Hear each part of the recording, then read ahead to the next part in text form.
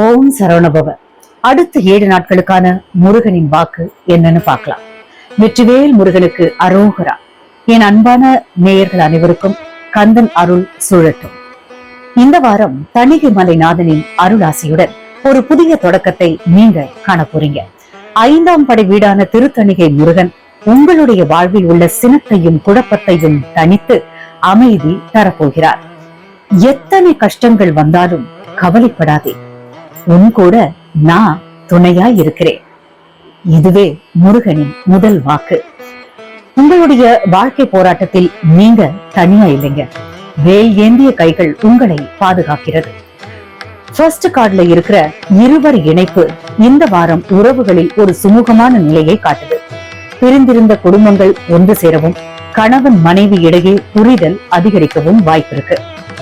2 of Cups card உங்க தொழில் இல்லனா தனிப்பட்ட வாழ்க்கையில் புதிய கூட்டணிகள் மலரும் அப்படிங்கறத குறிக்குது. ஒருமித்த கருத்துடைய நபர்களிடம் இருந்து உங்களுக்கு தேவையான உதவி தேடி வரும். இந்த வாரம் நீங்கள் எடுக்கும் கூட்டு முயற்சிகள் அனைத்தும் முருகனின் அருளால் வெற்றியில் முடியும். தி ஹெர்மிட் கார்டு சில நேரங்கள்ல நீங்க அமைதியா உள்முகமா திரும்ப வேண்டியதன் அவசியத்தை சொல்லுது. அவசரப்பட்டு எந்த முடிவும் எடுக்க வேண்டாம். ஆழமா சிந்தித்து செயல்பட வேண்டிய வாரம் இது. உலகத்தோடு ஓடிக்கொண்டே இருக்காம சற்று ஓய்வெடுத்து உங்கள் மனசாட்சியின் குரலை கேளுங்கள். முருகப்பெருமானின் தியானத்தில் சில நிமிடங்கள் செலவிடுவது உங்களுக்கு பேரொளியை காட்டும். உங்க கையில இருக்கும் விளக்கு, அதாவது அதுதான் ஞானம். அந்த விளக்கு இருளை நீக்கி சரியான பாதையை உங்களுக்கு காட்டும்.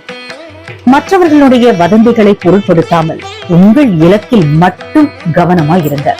செவ்வாய்க்கிழமை இன்னைக்கு அன்று முருகனுக்கு செவ்வரளி மலர் சாற்றி வழிபடுவது தடைகளை நீக்கும். எதிர்ப்புகள் விலகி உங்களுக்கு எதிராக செயல்பட்டவர்களே உங்களை புரிந்து கொள்ளும் காலம் இது. உடல் ஆரோக்கியத்தில் இருந்த சிறு சிறு உபாதைகள் தேர்ந்து சுறுசுறுப்பு உண்டாகும். நீண்ட நாட்களாக தள்ளி போன சுபகாரிய பேச்சுவார்த்தைகள் மீண்டும் சூடுபிடிக்கும். கடன் சுமைகளில் இருந்து விடுபட முருகனிடம் வைக்கும் வேண்டுதல் நிச்சயம் பலிக்கும். மாணவர்களுக்கு படிப்பில் இருந்த மந்த நிலை மாறி புத்தி கூர்மை அடையும் வாரம் இது. உத்தியோகத்தில் இருப்பவர்களுக்கு மேலதிகாரிகளின் பாராட்டும் அங்கீகாரமும் கிடைக்கும். சொந்த தொழில் செய்பவர்கள் புதிய முதலீடுகளை செய்வதற்கு முன் ஒரு முறைக்கு இருமுறை யோசிப்பது நல்லது. பயப்படாதே, நான் இருக்கிறேன் என்ற முருகனின் வார்த்தையை தாரக மந்திரமாக கொள்ளுங்கள். இந்த 7 நாட்களும் கந்த சஷ்டி கவசம் கேட்பது உங்களுக்கு ஒரு கவசமாக அமையும். மனதில் இருக்கும் பயமும் பதற்றமும் விலகி ஒருவித தெளிவு பிறப்பதை உணருவீர்கள். உங்கள் முயற்சிகளுக்கு பின்னணியில் முருகனின் திருவருள் இருப்பதை நீங்கள் அனுபவ பூர்வமாக உணருவீர்கள். பிறருக்கு உங்களால் முடிந்த உதவியை செய்வது முருகனுக்கு செய்யும் தொண்டாகும். உணவு விஷயத்தில் சற்று கட்டுப்பாடுடன் இருப்பது ஆரோக்கியத்திற்கு நன்மை பயக்கும்.